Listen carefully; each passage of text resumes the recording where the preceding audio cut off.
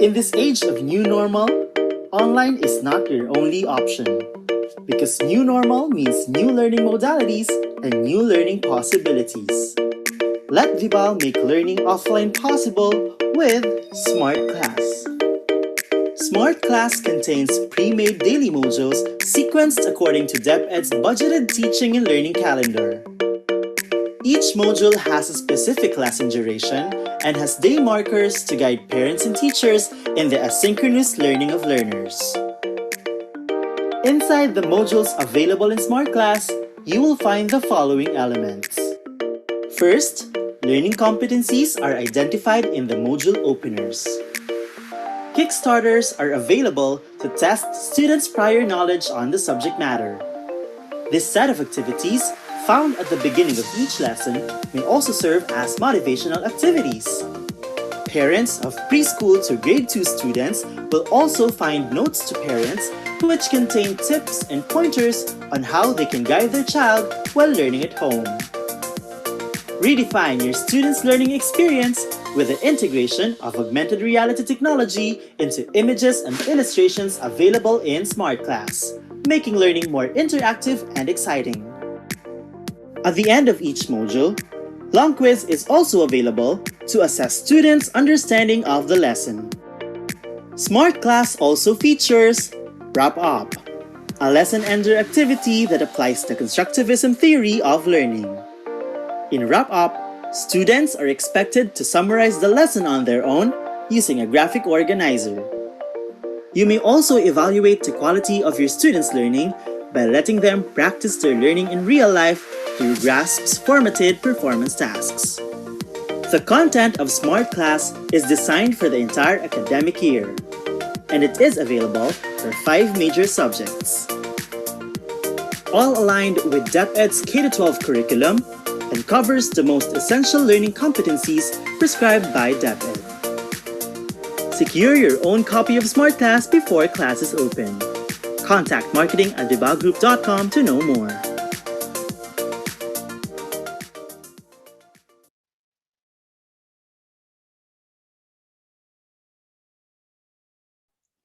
Good day, Kabibal, and welcome to our Teachers' Day webinar series. For the discussion this afternoon, our topic will be Teachers are Role Models of Holistic Development. Before we begin, kindly take note of the following reminders. Make sure you're registered to the webinar to have your e-certificate of participation. Visit certificate.vibalgroup.com to generate your proof of attendance. Place your questions in the comment box allotted during the session and they will be addressed by our speaker later on. Share the video using hashtag LearnAsOnePH as our official hashtag to our Vival webinars. Experience learning, Kabibal. And now to proceed with our webinar this afternoon, it is my pleasure to introduce to you our distinguished speaker. Dr. Catherine V. Miranda is a full-time educator at the Department of Education Division of Pampanga. Currently, she is the coordinator of the English department at Santa Ana National High School. A graduate of Doctor in Philosophy, major in Educational Management at the University of Assumption, with a dissertation on the lifelong learning perspectives and experiences of educational leaders. She received her Master of Arts in Education and bachelor's degree in education at the Capital University and was a recipient of the 10 Outstanding Students of the Philippines in regional level. A freelance writer, editor, researcher, and humanitarian. Miss Miranda considers herself a lifelong learner. She is known for her dynamic engagement in numerous professional organizations such as the Beyond Books publication where she is the national advocate, Leadership and Education Academy and Development, in which she serves as the coordinator and active member of International Organization of Educators and Researchers Incorporation. Her philosophy in life is to never stop learning. She believes that lifelong learning gives us a liberating feeling and the power to discover the truth while making a difference and impact in our society. Ladies and gentlemen, please welcome Dr. Catherine V. Miranda.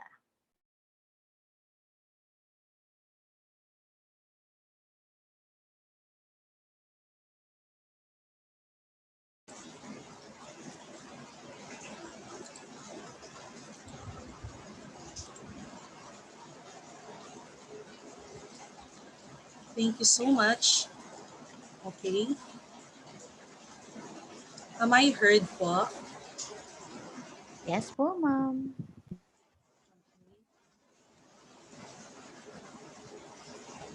So, a pleasant afternoon to all our ka-Vibal.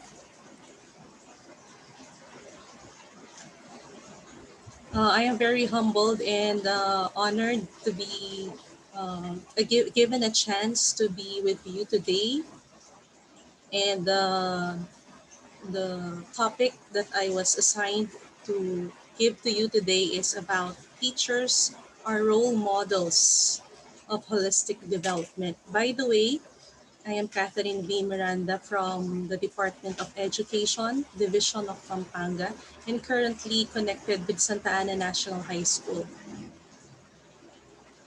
Okay, so let's start with our targets for the day, our goals, objectives for the day.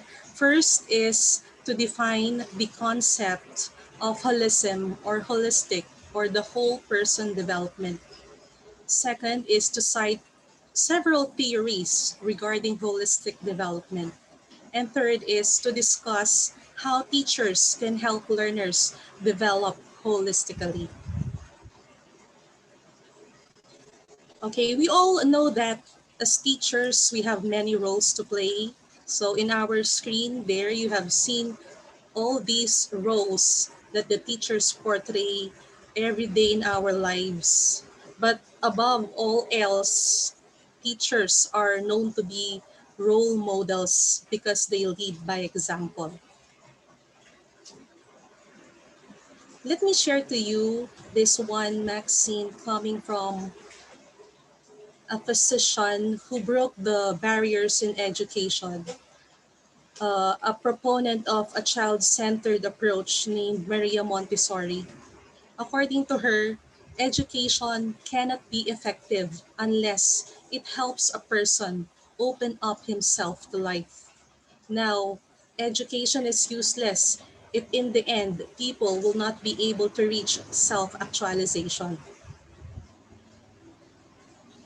Now, let me share to you a brief history of holism or holistic education.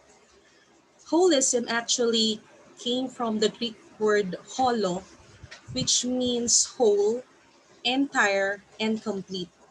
Now, holistic educators seek to educate not just the brain, but the human as a whole. So, this is according to A. Johnson of 2010. He said that holistic education is not about just trying to educate the brain or the cognitive level of a person, but it's about trying to educate the human as a whole. And even Socrates was known for this because according to him, each person should know her or his own self. And this is most popularly known as the Know Thyself by Socrates. According to the UNESCO, in 1996, education must contribute to the all-around development and multiple dimensions of each individual. So when we say multiple dimensions, we are not just talking about the cognitive level, we are not only talking about the social, but also the other aspects of a person, including the psychological, the personal, the personal responsibility and other facets of life of a person. Now, according to the International Handbook of Holistic Education, the very core of holistic education is actually it's about finding meaning and purpose of an individual. And the goal or the ultimate goal of holistic education is to be able to discover the inherent respect for life and love for learning. So this is the very core of holistic education. The very end goal is to be able to know uh, love for learning and respect for life. And this is mentioned in the International Handbook of Holistic Education. Okay, let me continue. Now, when we say holistic, from Forbes 2003, he said that holistic development is about focusing on the possible development of a person, encouraging that person to become the very best of what he is, and enabling him to reach his or her goals in life. Okay, that's according to Forbes of 2003. Another author named John Hare of 2010 said that the aims of holistic education are as follow, and these are to prepare students for a fulfilling and productive life. Okay, so we need to prepare our students, our learners, not just to be intellectually sound, but also what we are after at is for them to eventually have a fulfilling and a productive life after they have undergone formal education. Second is to assist our learners on their personal discovery of themselves, promote the importance of relationships or social interactions, and use life experiences and learning as a means to personal discovery, growth, and broadening of one's horizons. So, meaning holistic education is not only about teaching from the book and telling our students to learn this and that. It's more than that. It's about making that person into an individual that is uh, uh, who is going to be a self-actualized individual in the future. So that is according to John Hare of 2010. Okay, so when we say holistic development, like I said earlier, it is not just based on academic lessons that learners learn in the classroom. It's learning beyond the classroom, and it is broadening one's horizon, examining critically the other aspects of life, thinking differently and creatively. It is about being productive and making use of one's skills and attributes and becoming lifelong learners. So when we say a person is a lifelong learner, the person is open-minded. The person is able to, the person will look for ways wherein he is going to fulfill or reach his life goals. Of course, by uh, not just studying hard in school, but by following all of these steps that are in the slides right now. So when we say becoming a lifelong learning, it is not just about learning the lessons in school, but it's about learning life itself. Okay, so it's about learning life itself. Okay, so let me proceed with the Journal of Holistic Education. According to the Journal of Holistic Education, the three R's, the basic three R's, which is originally the reading, writing, and arithmetic, it is now being swapped into the three new R's in holistic education. And these are relationships, responsibility, and reverence for life. So, for holistic education, these three R's are now breaking the barriers. These are very crucial concepts that we need to imbibe in our educational system. So, as what is said here or what is mentioned here in this Journal of Holistic Education, reading, writing, and arithmetic, to relationships, responsibility, and reverence for all life. Because when we say holism, It is a given system in any field of study that cannot be determined or explained by the sum of its component parts, because what we are focusing at, is the whole, the totality of the person or the individual, the total well-being of the person or the learner. Okay, now R. Miller 2000 said that holistic education has goals, and we have four. First goal of holistic education is that children need to learn about themselves. And this is about boosting their self-respect and self-esteem. So the first goal of holistic education is for us to bring out the best in our learners by uplifting their self-respect and self-esteem.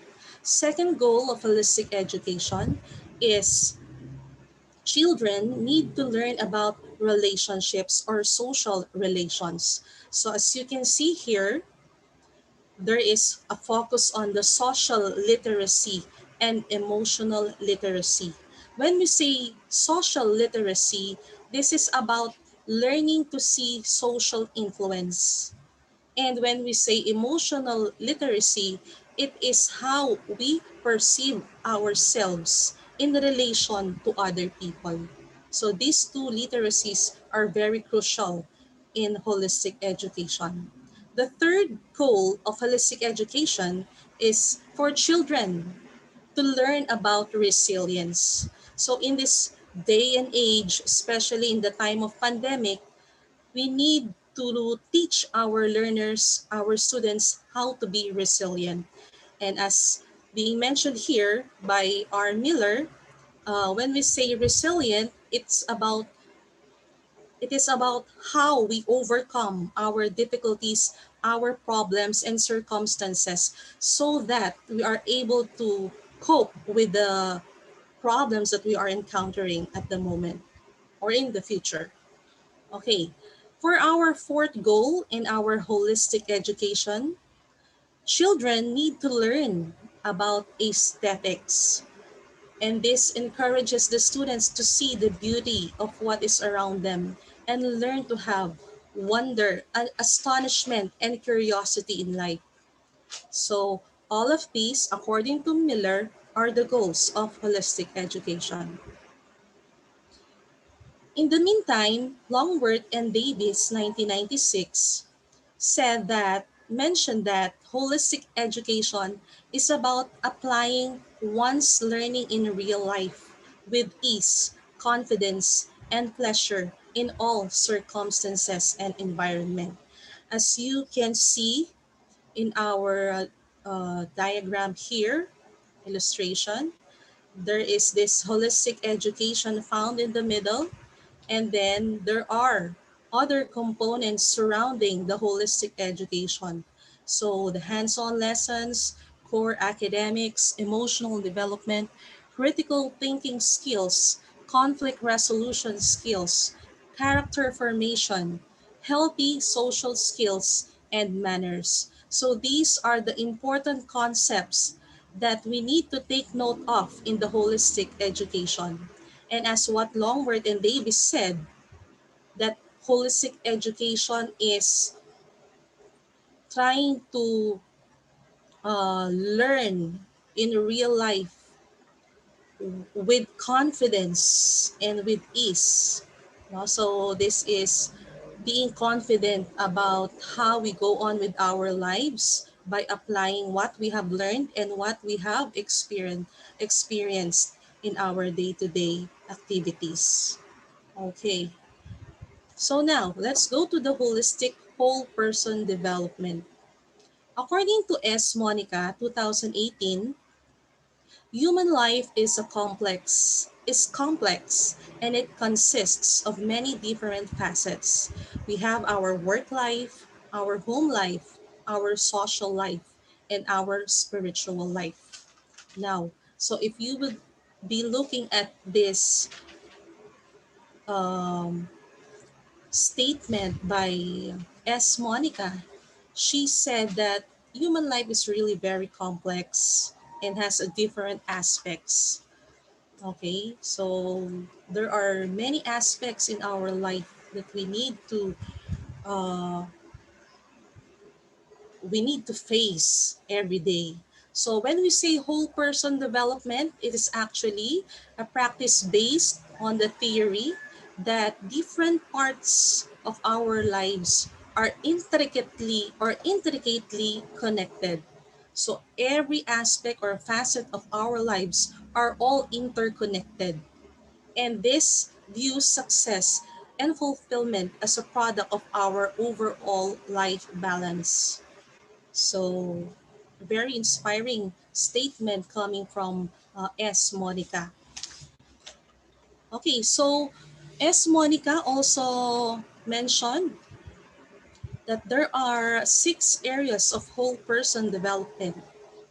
First is the emotional aspect of the whole person development. Of course, when we say emotions, these shape who we are, and they give rise to our reactions, our connections with others, adaptation to change, and the ability to handle stressful situations.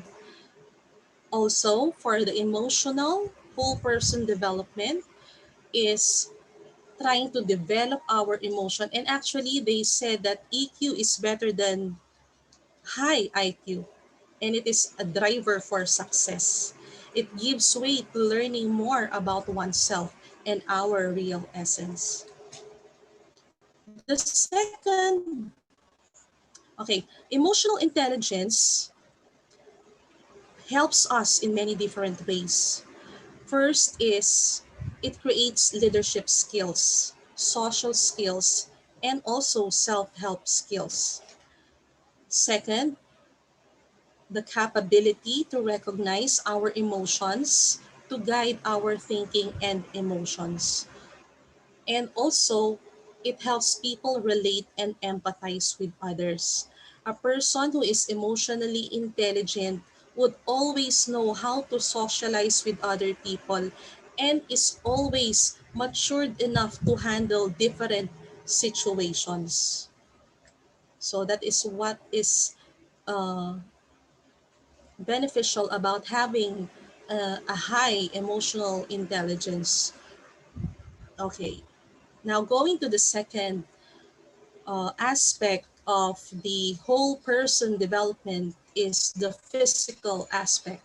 So when we say physical aspect, we all know that this relates to the overall concern that we do for our physical health.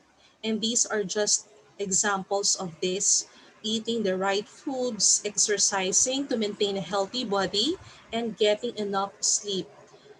Along with that is we also need to know how to manage our stress and engage in fitness and wellness programs.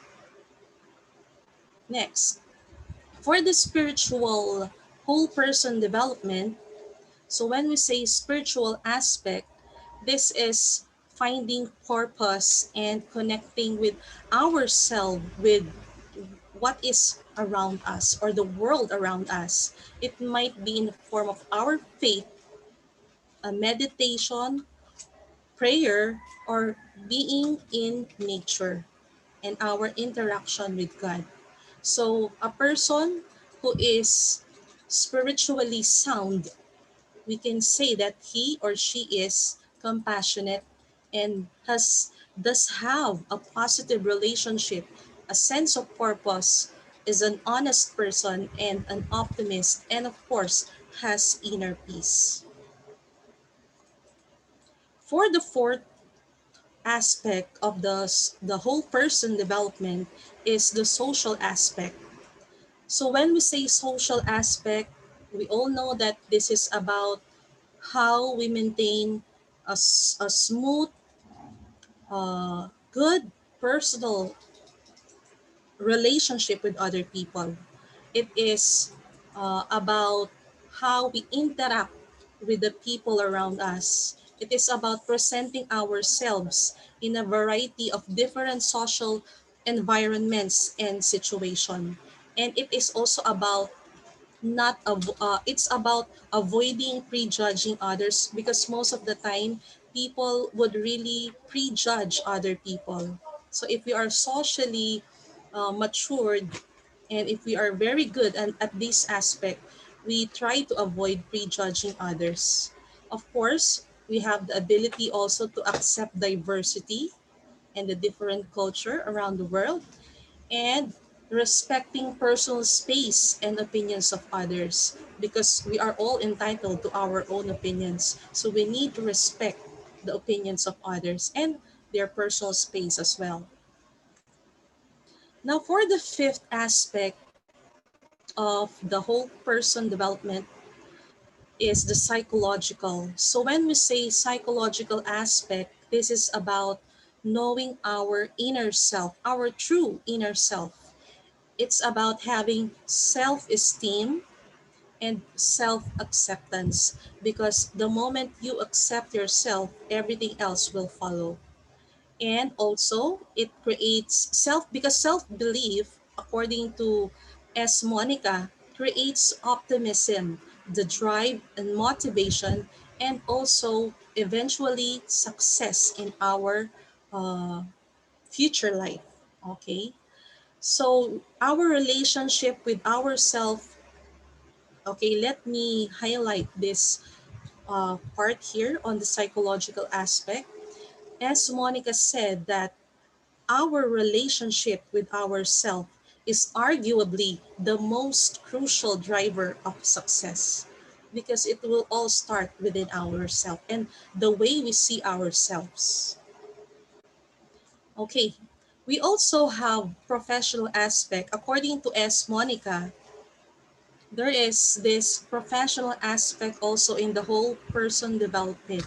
We spend a lot of time at work, and it makes sense that our professional life and happiness are closely linked.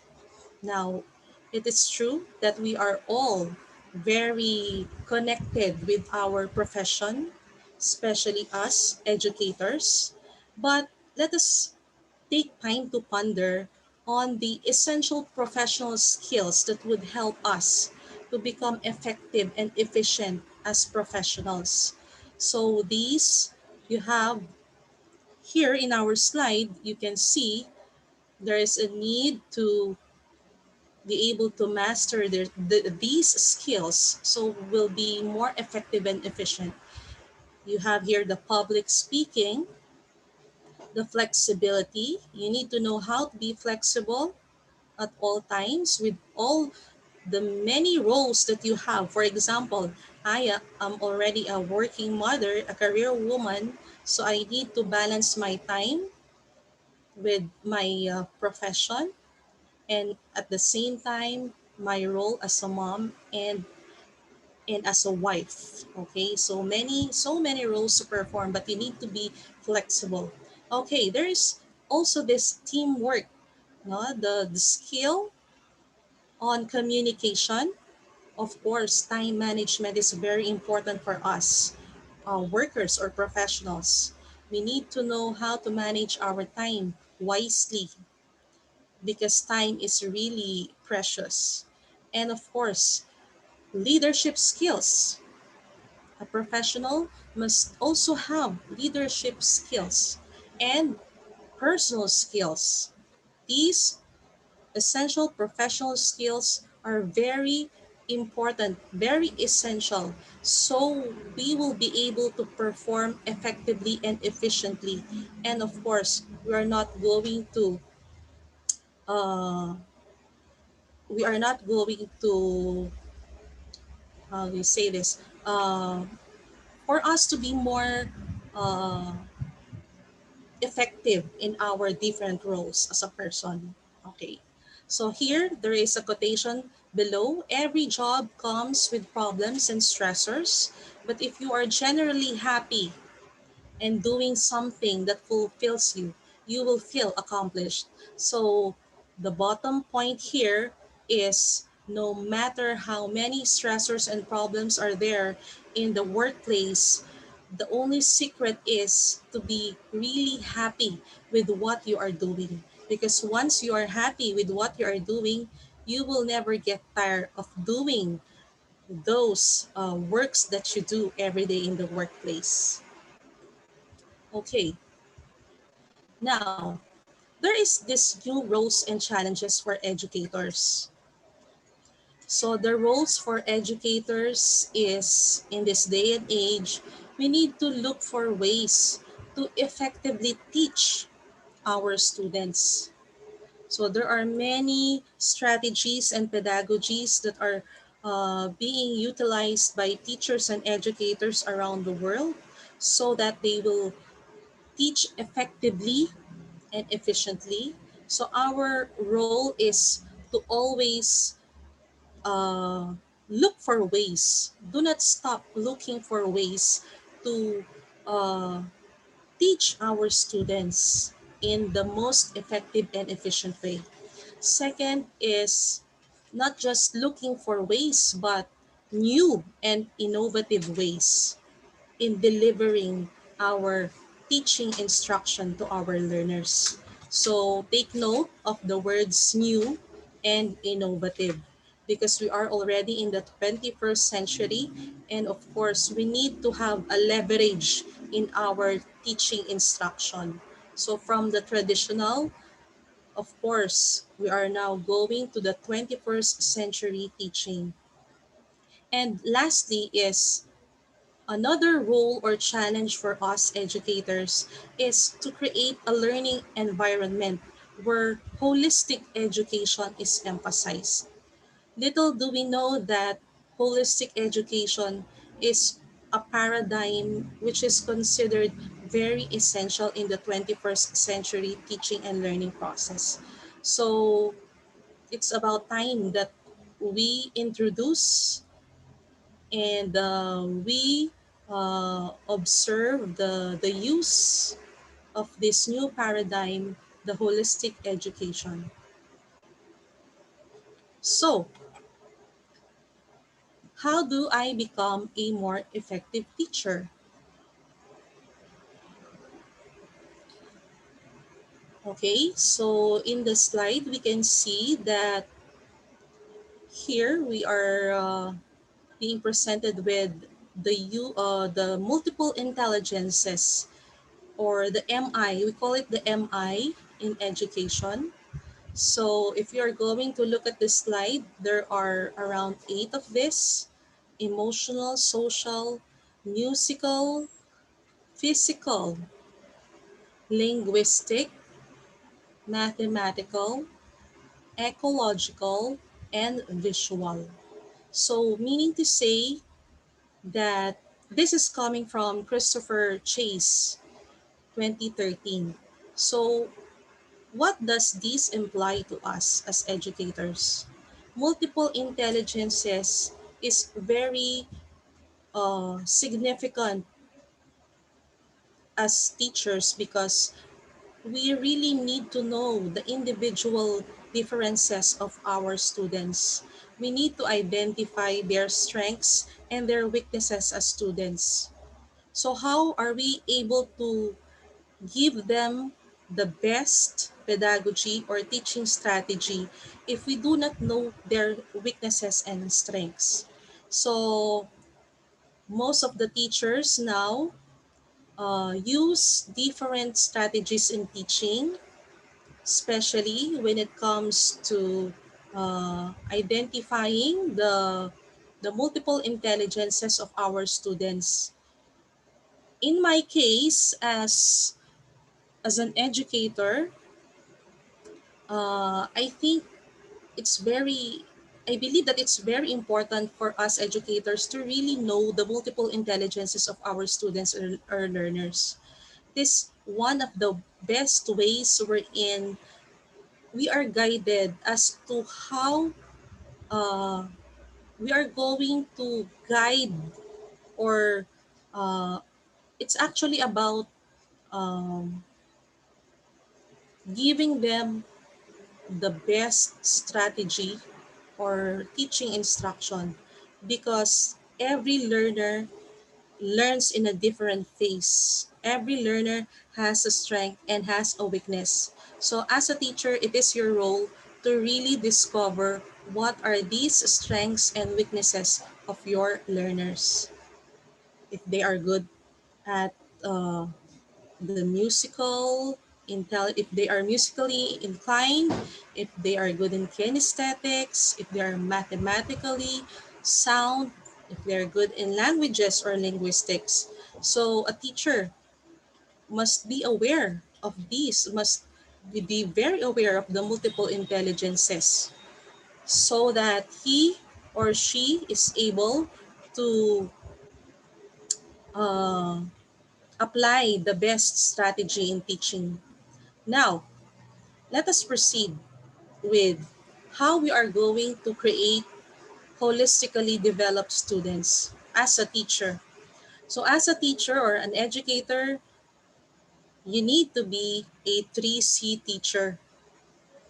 When we say 3C teacher, okay, so these 3Cs are caring, creative, and courageous. So when a teacher is a caring teacher, of course, it's very innate to us as educators to be very caring to our students.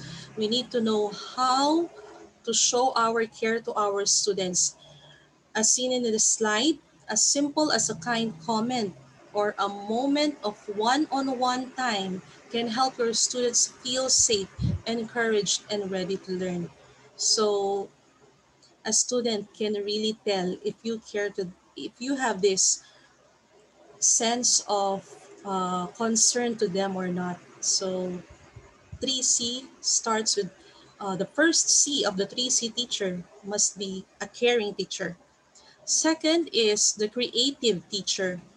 So different students require different strategies. So this is what I was saying a while back. So every student has uh, different needs, learning needs. So this requires different strategies to unlock their full potential. Every year, students will challenge you with unique learning abilities or needs. So you need to get creative to uncover what works for each student. So as I was saying a while ago, this is really a very crucial role of a teacher to uncover what works for each student because each student in your class is unique in different ways. So the next one is courageous. The third C of the 3C teacher is being courageous. A teacher should know the new approaches with a solid evidence base, always trying her best or his best to look for new ways. No? So as you can see here in our slide, it says that have the courage to say so and try something else. So if one thing doesn't work, then you need to actually try some other things and see if they works. So caring, creative, and courageous. So let us not forget this 3C of a teacher so that students will become holistically developed. Okay, another thing aside from the 3Cs, okay, so adapted from the fundamentals of literacy, instruction, and assessment, it says here that we need to adopt a lifelong learner mindset. So, what do we mean by a lifelong learner mindset? So, if you are a teacher, you need to read the latest research. Okay? So, here in Pampanga, we are also very thankful to have this culture of research in our division. So, we are always encouraged by our school heads, our supervisors, and our ASDS and SDS to engage in research activities. So we are very thankful to have an active research culture here in Pampanga. Second is, how do we adopt lifelong learner mindset is we need to communicate with the experts, okay? Like commenting on their blogs, connecting with them on Twitter. Uh, this really is a very good learning ground for educators to communicate with experts, although some would find it difficult to communicate with these experts, but it is only it only depends on the person. If you are really uh, have this lifelong learner mindset, you will not be hesitant to communicate with experts, because as you communicate with them, you learn many things. Okay, so a lifelong learner always has a desire to learn and continuously learn. Okay, next, third. So, how do we adopt a lifelong learner mindset? This is also one of the best ways. Join professional organizations that put you in touch with the latest information and strategies. I, for one, as a lifelong learner, as a lifelong learner, I believe that once we join in different professional organizations, we don't grow just personally but professionally. We learn so many things from our colleagues. I, for one, is a member of different professional organizations right now, and I was inspired actually by my colleagues in the graduate school, because I learned that continuing education, continuously learning is also through joining professional organizations. We meet different people, we meet the experts. So why not? Why not join in these professional organizations? You will definitely have an advancement in your profession. And the last one is to seek out books and blogs with innovative teaching strategies. As what we have said, educators do not, uh, they are not actually, they do not get tired of reading. So I myself also is a reader, and whenever I read a book, I feel as if I how do you call this? If I am reading a book, so many opportunities are being opened for me, because while I am reading, I am learning also. No, so do not get tired of reading books, educational books, and also blogs that are worthy to be read. Okay, so take note, books and blogs with innovative teaching strategies or pedagogies. Okay, let us continue. Now, as a teacher, we need to also teach our students or our kids to learn these 7 important social skills. Simple as they may appear, but these are very important social skills that they need to learn. First is the skill of sharing. Second is the skill of cooperating. Third, listening. Fourth, fourth is to follow directions. Fifth is to respect personal space, which I have mentioned earlier. Six is actually this making eye contact or gesture is also very important, but not so much at this time of pandemic. And also number 7 is the using of manners. Once a child or a learner or a student learns all of this, definitely he is going to improve his or her social skills. Now, so what are the other ways on how we are going to develop a learner holistically? So aside from what I have mentioned a while back, there is also, I would also like to share with you this one. No, this is what we call the scaffolding in education.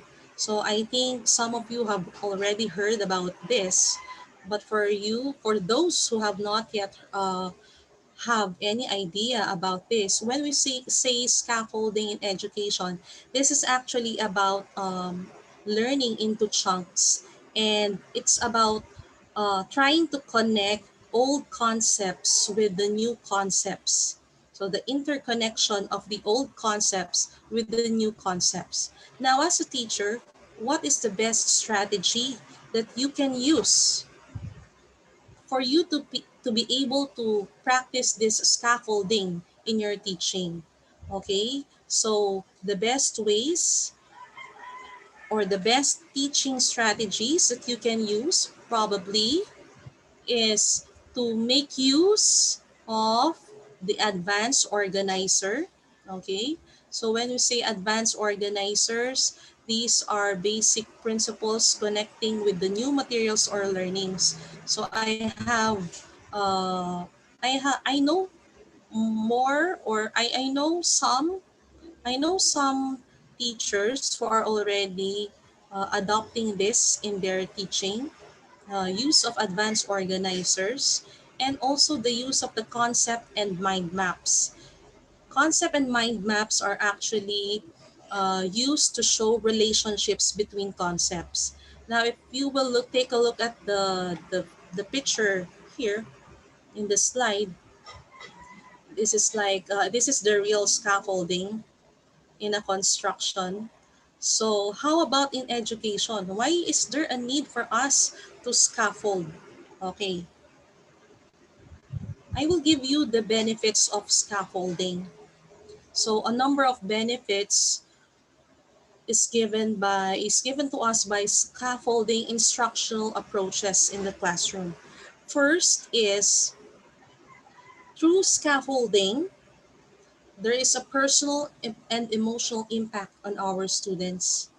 So take note that we are after the whole person development of our students. So we're not only trying to educate them uh, and teach them to be good in the class, but also they need to also take note of the personal and emotional aspect of their lives. So through the scaffolding, there is this personal and emotional impact given to our learners. Second is it improves comprehension.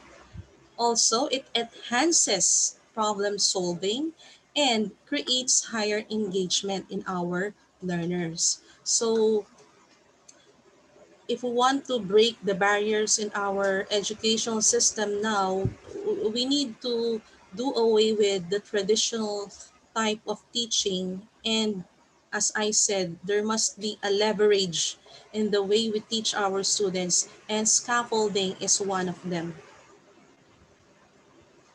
Okay, so what else are the other teaching strategies that we can utilize so we can develop the holistic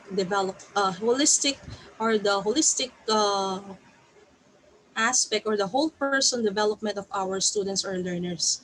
So in our slide, there is the first teaching strategy. Okay, so develop the critical and reflective thinking skills of our learners. So how do we do this? As teachers, how do we develop the critical and reflective thinking skills of our learners?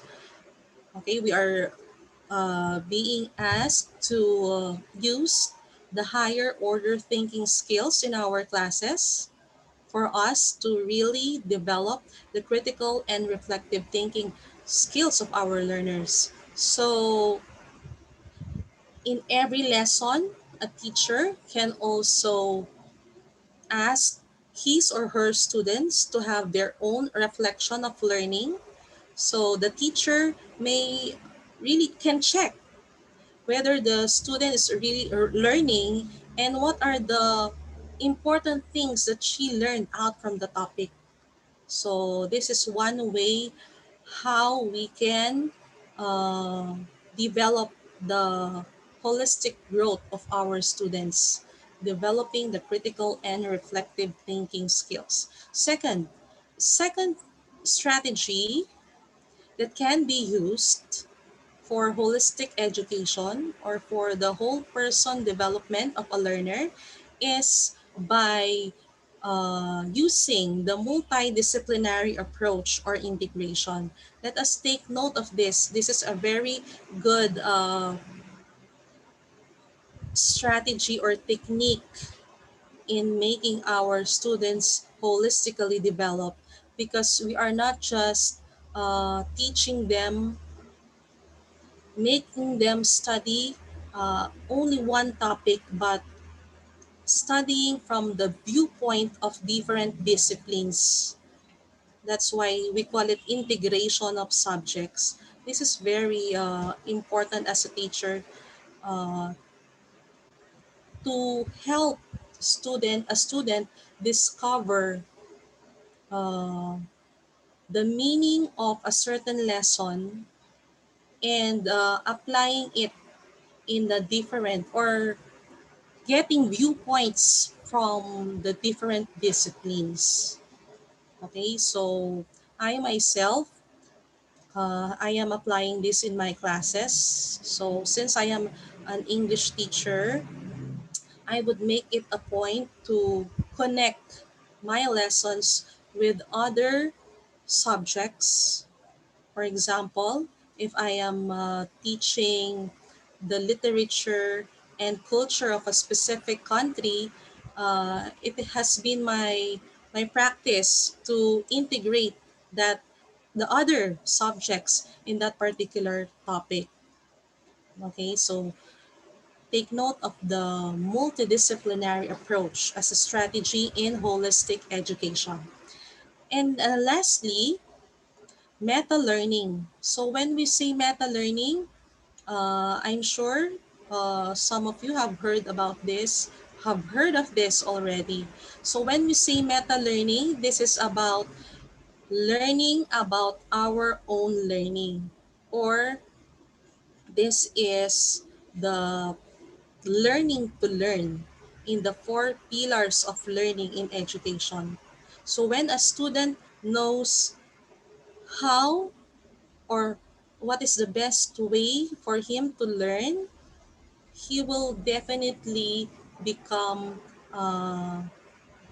so what I mean is, a student needs to discover for himself how he is learning, his learning processes, so that uh, he will be more guided by the teacher. Because once you know how you learn, and uh, once you know how to learn, you will be more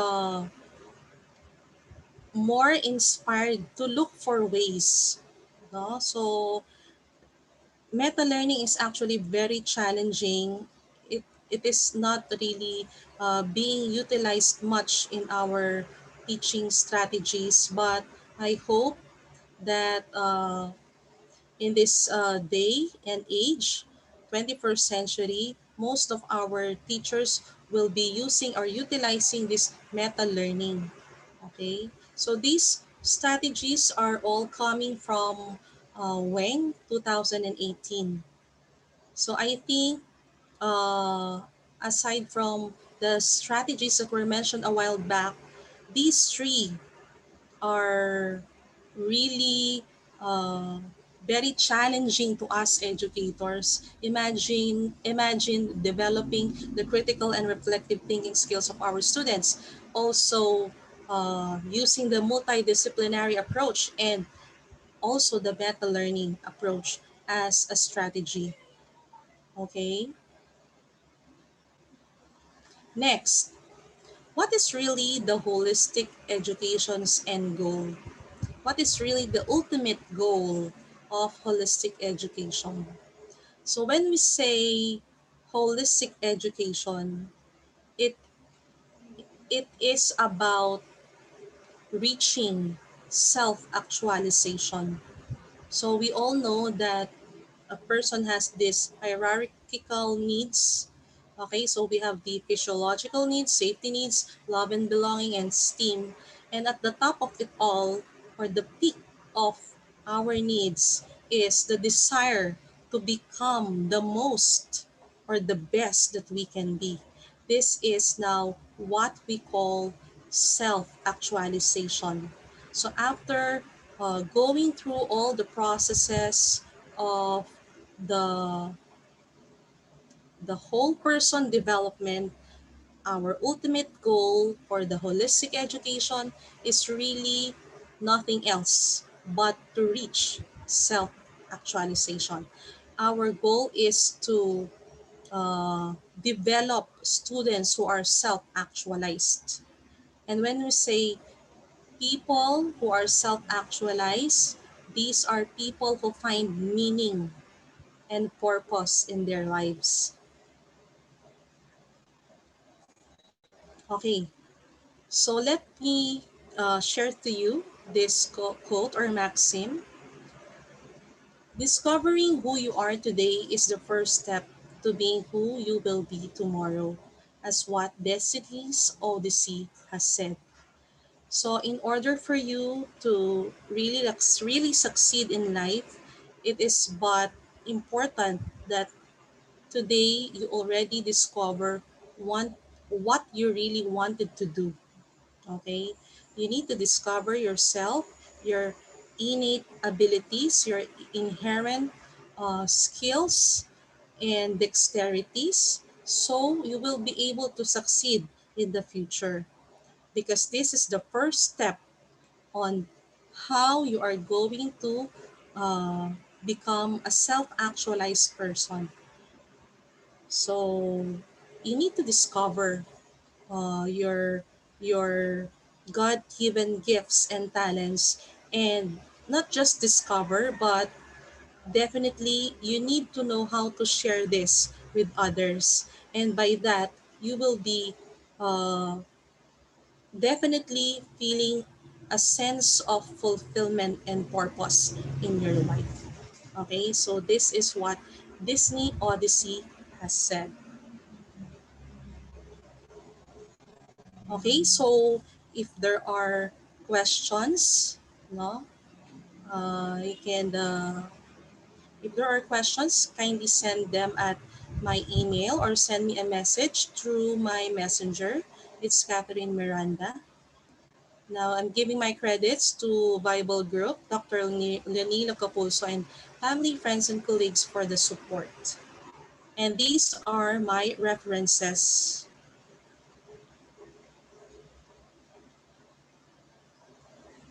Okay, that ends my session today on the role of teachers as role models for holistic development. Thank you so much, Miss Catherine. Now we have some questions here from our viewers. So we'll proceed with our Q&A portion po. The first one is from Miss Lord Lena. What is the teacher's role in supporting play in early childhood classrooms? Okay. The role of, come again, ma'am, the role of play, The role of teachers the role of teachers, supporting play in early childhood play. classrooms. Okay, play. Okay. So, when early, when our learners are actually engaged in play, they are being developed not just physically, but also they are also developed how to socialize with other kids, no? So as we have said a while ago, in the whole person development, it is very crucial also. One piece of the puzzle actually is the social aspect. So A teacher must really know how to inject place in her as a teaching strategy, so that she may also develop the socialization skills of the learner, especially in the early childhood years of our learners. Thank you po, ma'am. For our next question po is from Mr. Ferdinand Kiachon. How will we develop the full potential of students who are studying at home? Okay. So it is actually a big challenge for us to do that, especially in this time of pandemic. So, but anyway, even if we are just studying or working at home, we are still being guided by the MELCs. And I think the MELCs is we are still being guided, no? So through the use of MELS po, we can say that hindi po tayo nahuhuli, no? Kasi po yung sinusundan natin ng MELS, nandun pa rin po yung mga learning competencies important. That's why we call it the most essential learning competencies.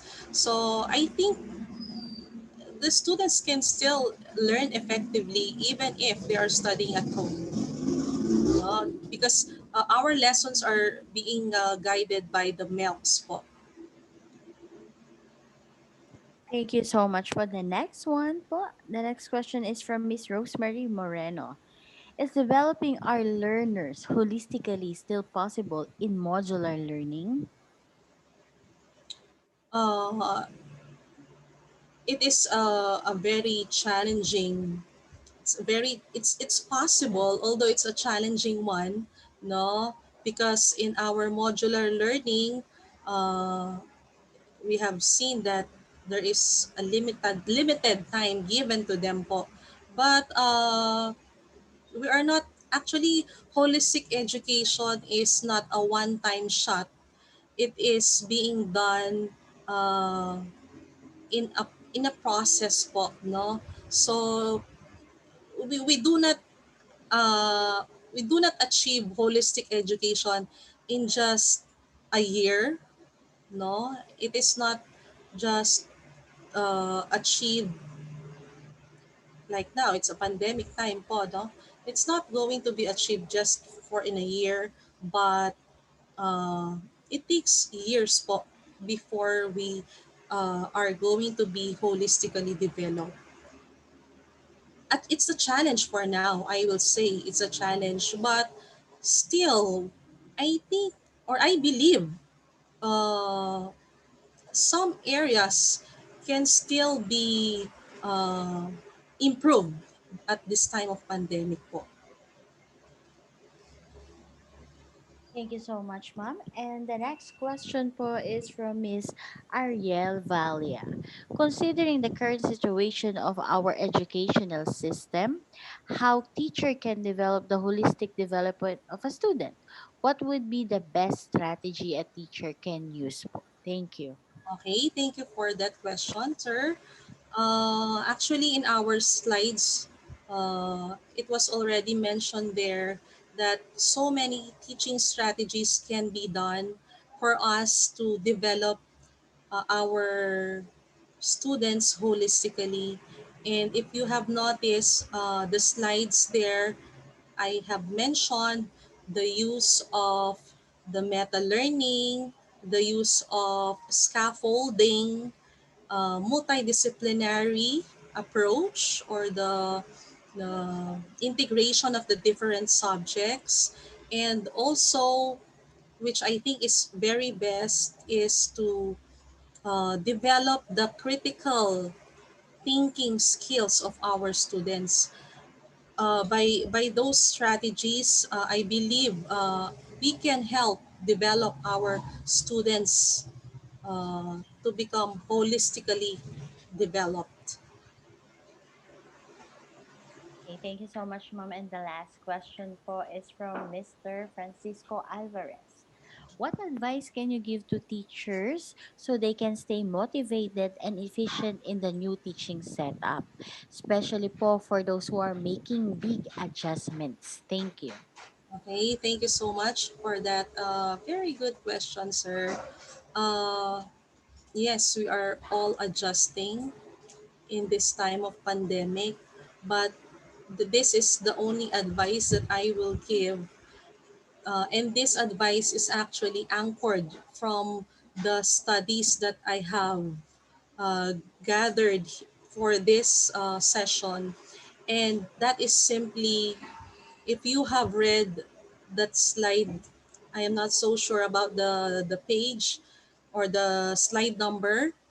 It says there that in our profession, we only need to love what we are doing.